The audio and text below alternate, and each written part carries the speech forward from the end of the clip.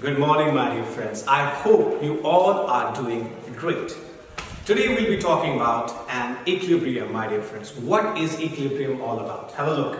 Equilibrium represents a state of a process in which properties like temperature, pressure and concentration of a system do not show any change with respect to passage of time. That means at equilibrium, my dear friends, temperature, pressure and concentration of a system remains constant. So my dear friends, when an equilibrium is established, okay, so at that time the properties like temperature, pressure and the concentration of the system remains constant, my dear friends. I hope you have understood it. Okay, please make note of this. Dear friends, now here we will categorize the equilibrium into three parts and we will study them one by one. So let's take on equilibrium and let's take on its three categories. Okay, and what are those? We will study about physical equilibrium, then we will study about chemical equilibrium here, and finally we will study about ionic equilibrium. Now you will be thinking that what are the conditions for an equilibrium actually, or what is happening at the equilibrium? Yes, so many things will be in your mind. Let us answer those all things in this particular chapter. But before that, you remember a few key points which I will elaborate in this particular chapter. Let's go for some key points here.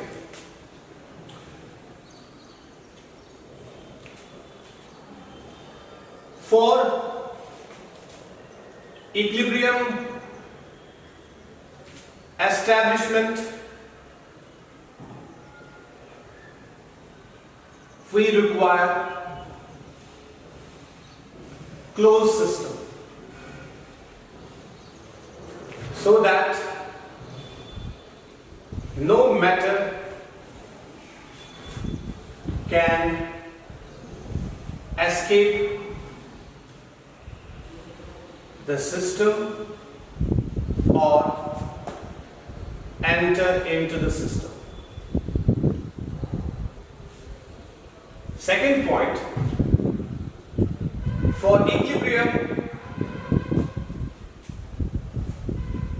we require physical process or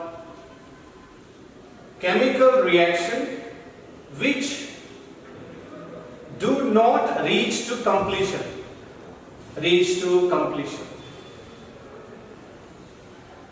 And what does it mean, my dear friends? If any chemical reaction reaches to the completion where all the reactants are changing into products, then equilibrium is not possible there, my dear friends. So you have to take that chemical reaction or that physical process which does not reach to completion. If it reaches to completion, all the reactants will change into products, then equilibrium is not possible. So first thing, you need closed system so that nothing should leave the system and nothing should enter the system. Second thing, you need that physical process or that chemical reaction which does not reach to completion. Because if it reaches to completion, then all reactants in a chemical reaction will change into products. Then there is no possibility of forward and backward reaction. Because all reactants are changing into products, reactants are zero. So nothing will be there like backward reaction. Yes? So remember, second point was for equilibrium we require physical process or chemical reaction which do not reach to completion, my dear friends. And another point which you have to remember, at equilibrium, which I have already discussed, temperature, pressure and concentration of the system. Now you will be thinking, what is this system all about? This system can be your physical process or it can be your chemical reaction, my dear friends. The system. So at equilibrium, temperature, pressure and concentration of the system remains constant. Okay? So after that, my dear friends, delta G value will be 0. Change in Gibbs free energy will be 0, my dear friends. After understanding a few key points, my dear friends, let us come to the physical equilibrium part. The equilibrium which is established between two states of a same substance. So this equilibrium is established between two states of a same substance. Let us suppose water is there. Yes? And what are the states of the water? Solid, liquid and gas. So if there is an equilibrium between solid and liquid, or liquid and gas, or solid and gas, so we can call that as a physical equilibrium, because you can have a look here. We need to take the two states of a same substance, and if there is an equilibrium between them, we call it as a physical equilibrium, my dear friends. So now before we go further into this topic, let me tell you one more thing. The system obviously has to be closed here, and at equilibrium, temperature, pressure and concentrations will be constant, my dear friends. The delta G value will be 0. I have already discussed these key points with you, my dear friends. Now let us come to the types of physical equilibrium. If you look here, the first is phase equilibrium, my dear friends. And when we look at phase equilibrium, I can further classify into three types here. Please try to understand. The first one will be solid liquid equilibrium. Yes. So there is an equilibrium between solid and liquid. These two arrows, half arrows, they mean equilibrium. They represent equilibrium state. So let me mention here. Okay. Two half arrows, or these two half arrows pointing in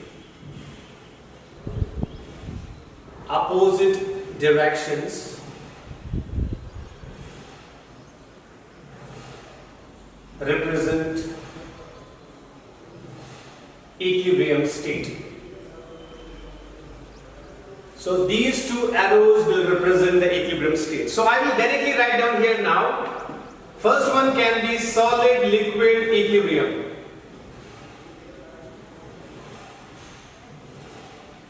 So there is an equilibrium between solid and liquid. Let us suppose water, ice and water liquid. There can be the equilibrium, and we call it as solid liquid equilibrium, my dear friends. I will elaborate this concept, but let us try to classify first and understand we are talking about phase equilibrium. So phase equilibrium, I will take on the second one as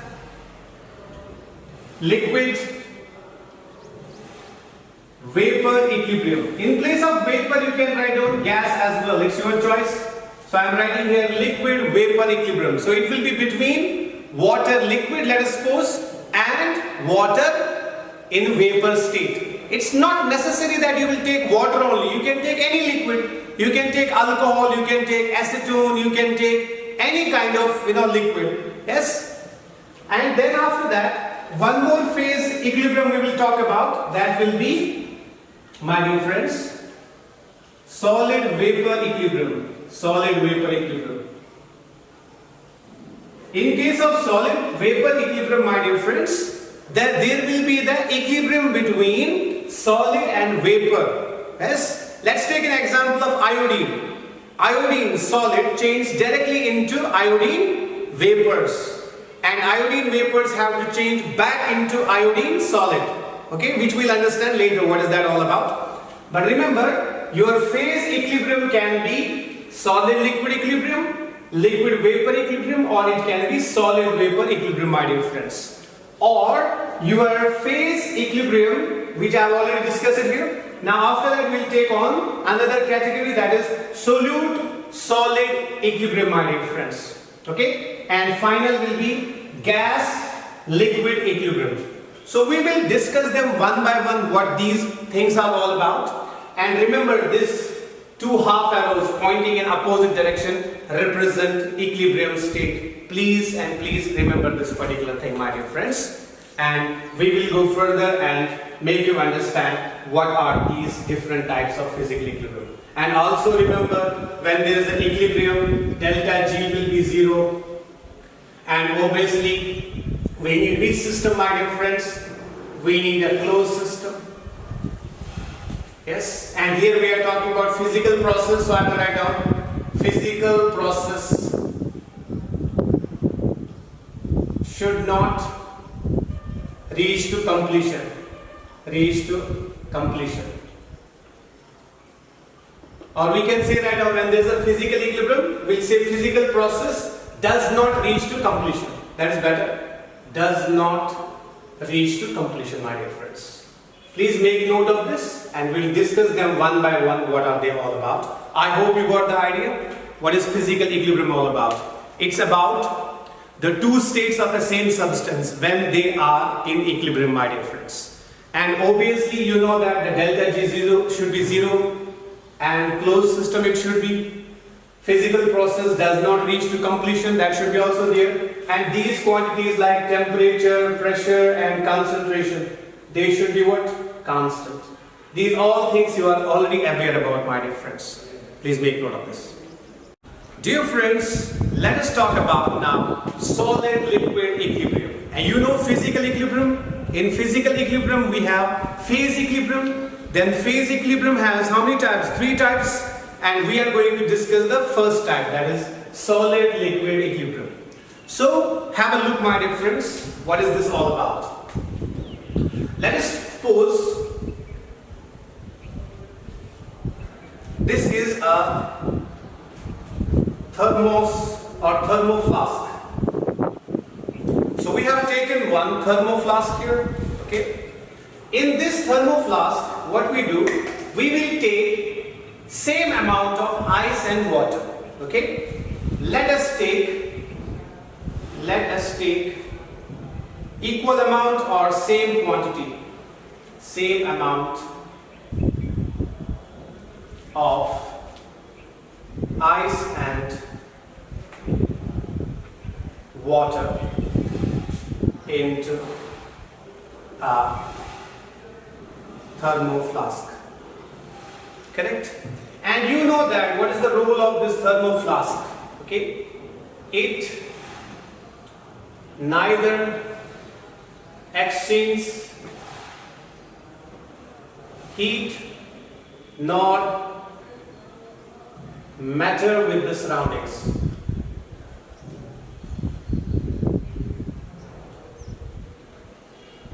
So it neither exchanges heat nor matter with the surroundings. So obviously it is an isolated but closed system. Because isolated is also a closed system. But the only difference between closed system and isolated system is that closed system can exchange heat with the surroundings but not matter. But isolated system is also a closed system only, but it can neither exchange heat nor matter with the surroundings. We have already done it. So this is thermoflask here, my dear friends. Let us take same amount of ice and water into a thermoflask.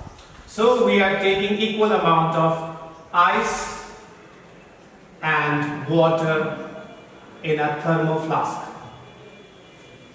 So equal amount of ice and water we are taking in a thermoflask. What happens? We are keeping the temperature constant at 0 degrees Celsius or at 273 Kelvin or 0 degrees Celsius. So same amount or equal amount of ice and water. Let me write down equal amount of ice and water into a thermoflask at 273 Kelvin temperature.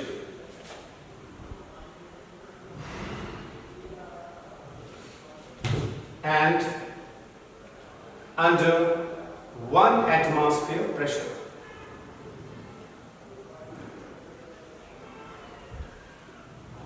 So my dear friends, you have taken equal amount of ice and water into a thermoflask at 0 degree Celsius temperature and under 1 atmospheric pressure. Okay. So what we observe, okay, after some time we observe that the quantity of water, or we can say quantity of ice and water, is constant. That means the quantity of water and ice does not change. You have taken equal quantity or amount of ice and water in a particular thermos flask at 0 degrees Celsius or 273 Kelvin temperature and 1 atmosphere pressure. And after some time, what we observed, okay, we observed that nothing has happened to the amount of ice and water. Both are constant only, no change has happened. Then what is the meaning of that? So look here, after some time, we observe that the quantity of ice and water is constant, okay, which means the system has achieved an equilibrium. So when the water and the ice are constant, understand the system has achieved an equilibrium. Okay? Okay, now I understood that the system has achieved an equilibrium. But what is the meaning of equilibrium here? Let's try to understand. Have a look. At equilibrium, the rate of conversion of solid, that's your ice, into liquid, which is your water. So at equilibrium, the rate of conversion of solid into liquid is equal to rate of conversion of liquid into solid. So net change is 0 and hence quantity of ice and water remains constant, my dear friends. So the quantities of ice and water will remain constant. If I want to represent it, that means actually I will tell you the rate of conversion of solid into water or water into solid, that will be equal, my dear friends. Okay? Now let us represent it.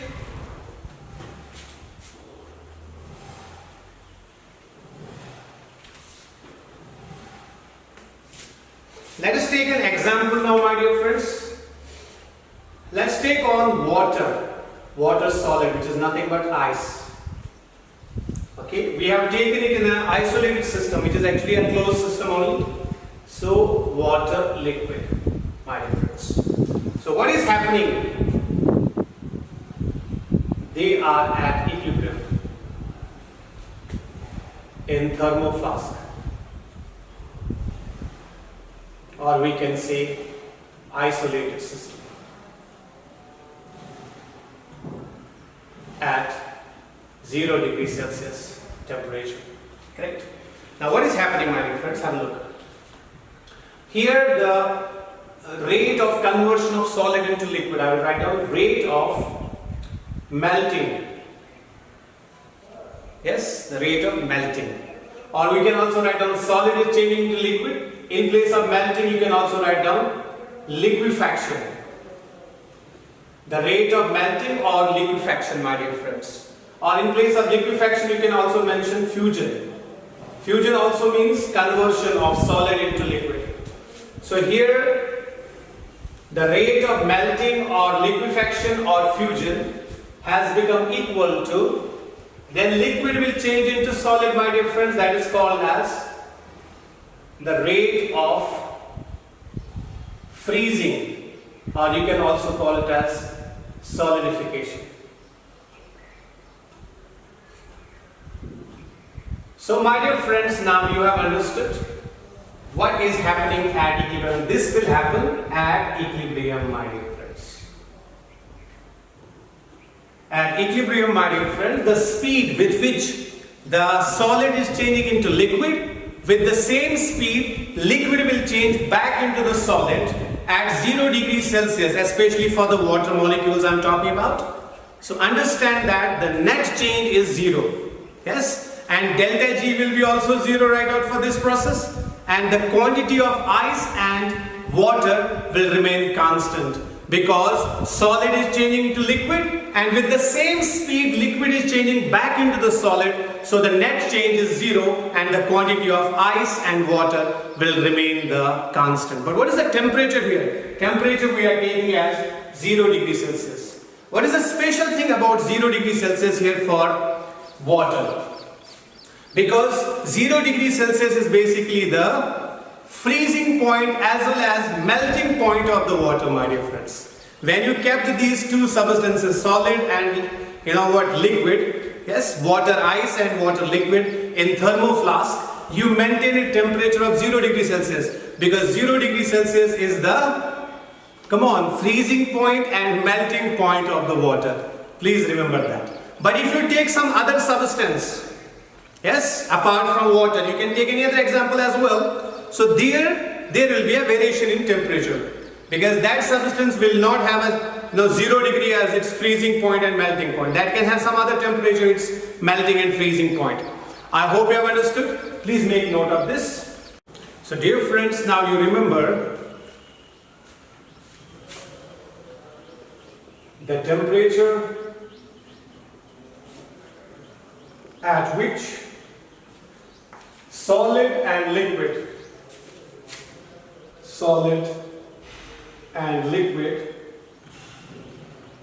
are in equilibrium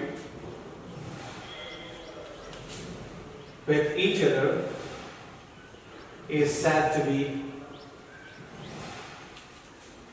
normal freezing point or normal, we can call it as, one substance is actually freezing and another substance is actually melting. So normal melting point. Remember, one substance is freezing, like liquid will freeze into solid, but another substance like solid is actually melting into liquid. So I wrote here the temperature at which solid and liquid are in equilibrium is said to be normal freezing point, or it can be called as normal melting point.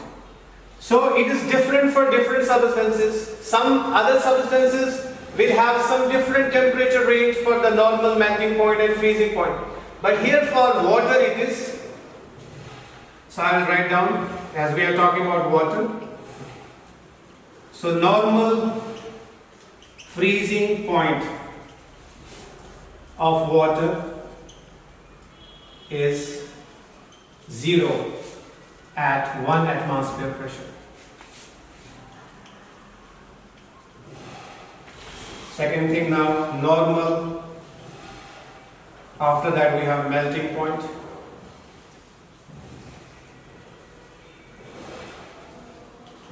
Point. Normal freezing point of water is 0 at 1 atmosphere pressure. Normal melting point of water is 0 at 1 atmosphere pressure.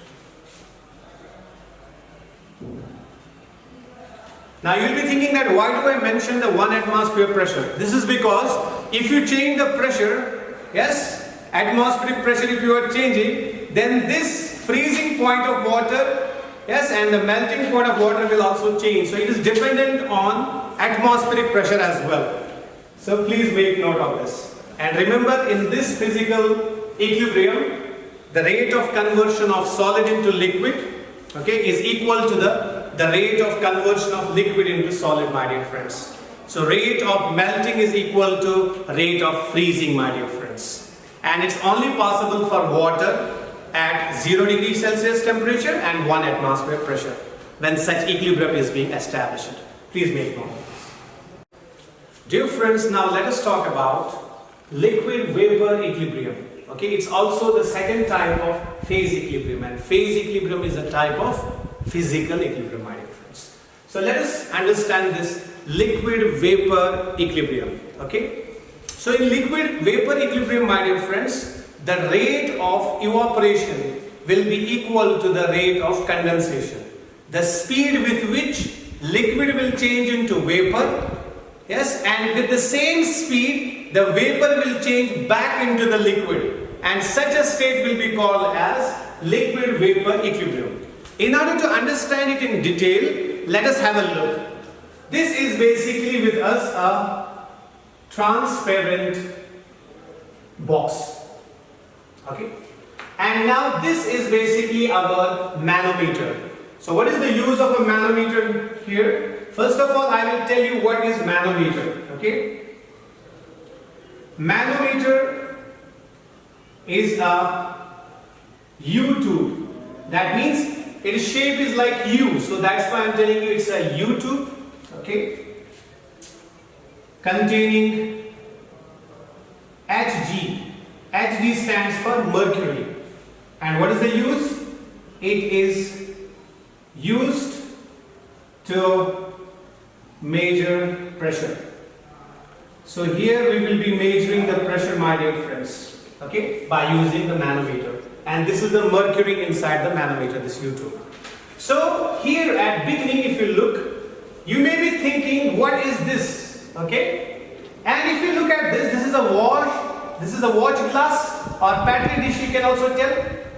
This, what is inside this petri dish or watch glass? This is basically it can be phosphorus pentoxide, or you can take it as anhydrous calcium chloride. You can take either phosphorus pentoxide or you can take anhydrous calcium chloride. Okay, anhydrous basically means without water. Anhydrous means without water. So my dear friends, what is the role of these? I want to tell you. These are called as, they are our drying agents. Yes. I want to carry out this experiment, liquid vapor equilibrium experiment, in this transparent box. But before I carry out this experiment, okay, what I am going to do, I am taking a watch glass. This is a watch glass. Let me call it as a watch glass.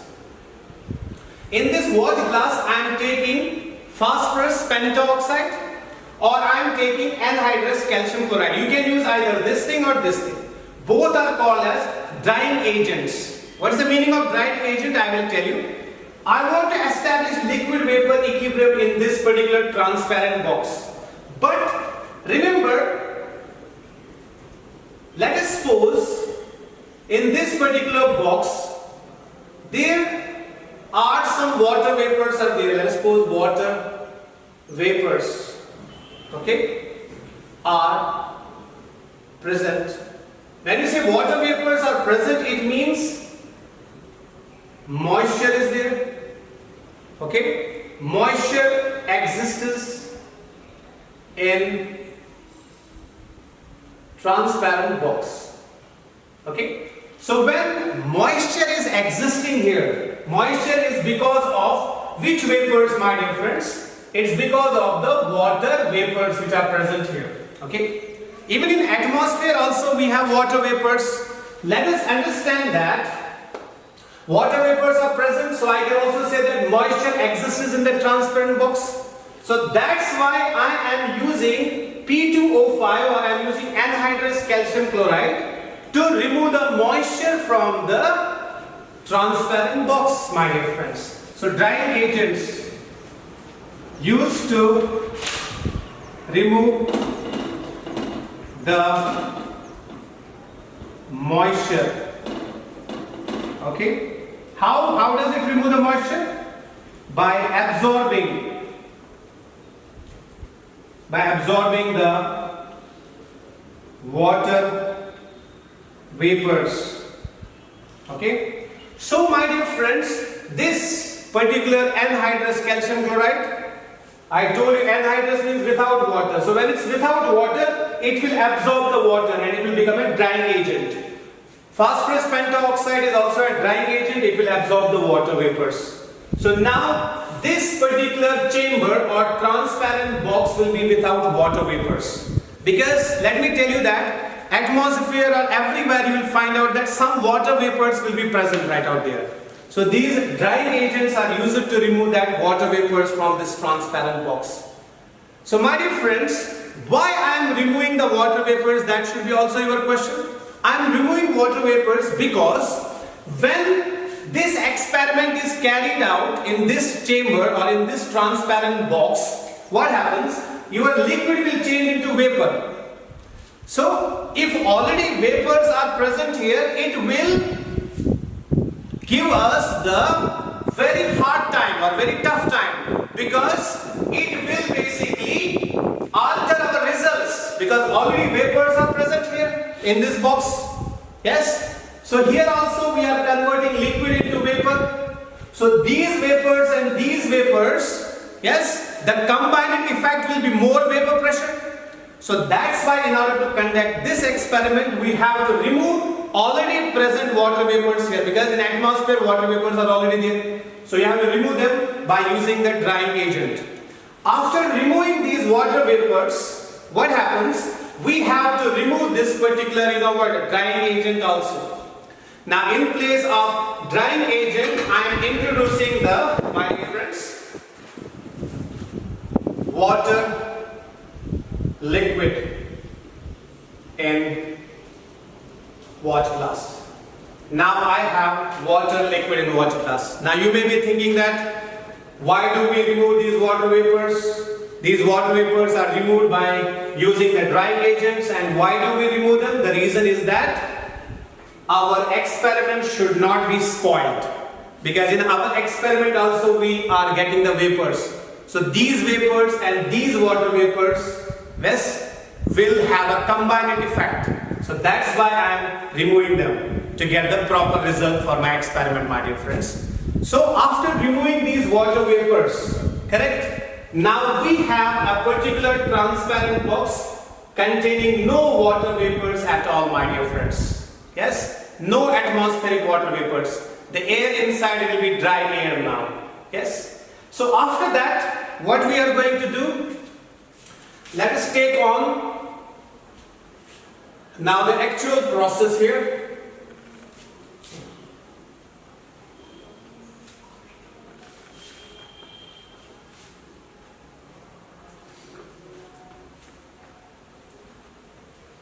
So dear friends, when we heat this particular water being kept in the watch glass, if we heat it at a constant temperature or at boiling point, what happens? We will just get the vapors here. So I will be getting here water vapors. So these are your, let us suppose, water vapors. So when we heat this particular process or this particular liquid, we are getting the vapors, my dear friends. And once we get the vapors, what will happen? The pressure inside this transparent box will increase. Due to increase in pressure inside, what will happen? The level of mercury will go up. So that is your manometer. That's your manometer. The level of mercury will go up. Once again, you understand, you heat the water, okay, at its boiling point, that is 100 degrees Celsius. So the water liquid will change into water vapors. and these water vapors will exert the pressure. Yes, and that pressure, because of that extra pressure due to water vapors, what will happen, my dear friends?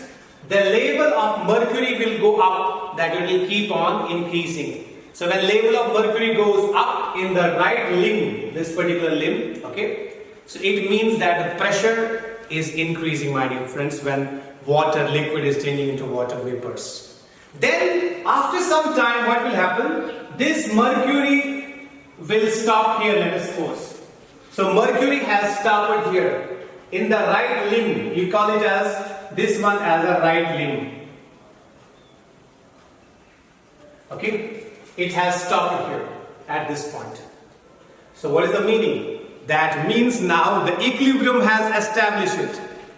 So first of all, liquid was changing into vapor, pressure was increasing, mercury level was going up. So after some time, the mercury level has stopped. It means now equilibrium has established it. Now you will tell me that what is this equilibrium all about? Now at equilibrium, the liquid will be changing into vapor and vapor will be changing back into the liquid. Yes? So remember, here at equilibrium, what happens? Water liquid will be changing into water vapor. Yes? And water vapor will be changing back. So water vapor will be changing back into water liquid. So this process will be happening at equilibrium. And remember, the level of mercury will be constant at equilibrium. So let us write down a few points here, my dear friends. At boiling point of water, liquid water changes into water vapor.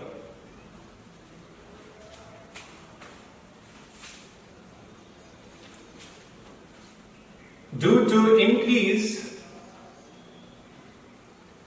in water vapors in a transparent box,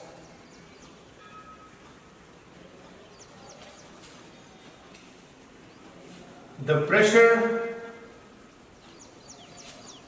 increases, which is shown by the increase in the level of mercury in the manometer. Okay? After some time,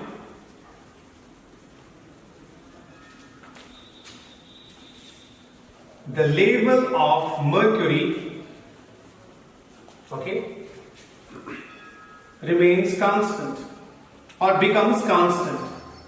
Level of mercury becomes constant, which means equilibrium has been established.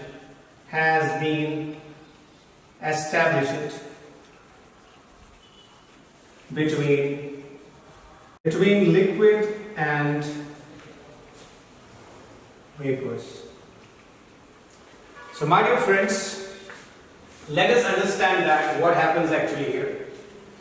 If you take on water liquid and you are converting it into water vapors, so at equilibrium, rate of liquid is changing into vapor, that's called as rate of evaporation, will be equal to rate of condensation. That means conversion of vapor back into the liquid, that is condensation. So at equilibrium, the net change will be zero because the rate of conversion of liquid into vapor or vapor into liquid is same. The speed is same for both the process. For forward process and backward process, the speed is same. That means the net change will be 0. And that's why the mercury will remain constant. The level of mercury will remain constant because nothing will happen. Water liquid will change into vapor. Then vapor will change back into water. Then what happens? Net change is 0. So the level of mercury will remain constant in the manometer. Please remember that. That is the equilibrium condition. Here also you can write down rate of forward process. You can also call it as. So forward process is nothing but it is your evaporation is equal to rate of backward process. So rate of evaporation is equal to rate of condensation, my dear friends. And obviously for this particular process also at equilibrium delta G will be equal to 0, my dear friends. So please make note of this, and this should be carried out in a closed system. I have taken a transparent box and that was a glass box, but it was closed. So closed box is also required for the equilibrium. And obviously we are boiling the water at its boiling point, that is 100 degrees Celsius. And this process is also carried out at normal 1 atmosphere pressure. Okay, please make note of this. So dear friends, here you have learned actually two things. I'll make note of that. We'll talk about your vapor pressure because we are converting the liquid into vapor, my dear friends. So I will define what is vapor pressure here. When liquid comes in equilibrium with its own vapors.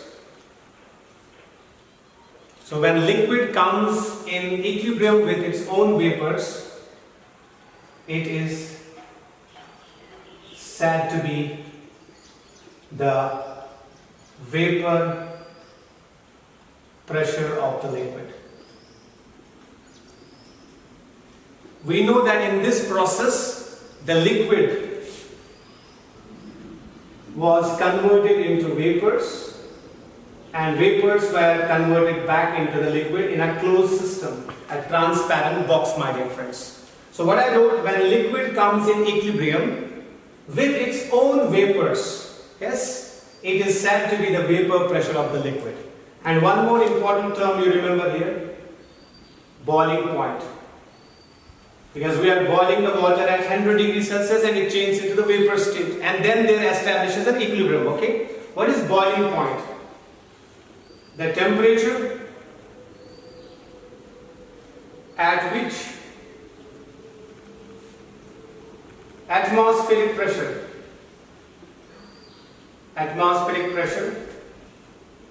becomes equal to vapor pressure of a liquid.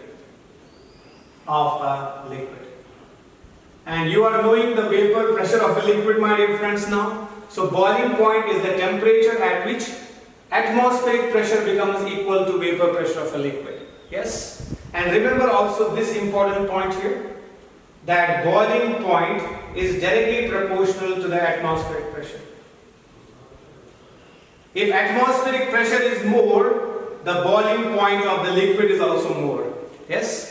So if atmospheric pressure is more, the boiling point of liquid will be also more. That means you have to boil the liquid at higher temperature to convert it into vapor state. So remember this relationship as well. And this process which we have done, this was the establishment of equilibrium where the rate of evaporation is equal to rate of condensation.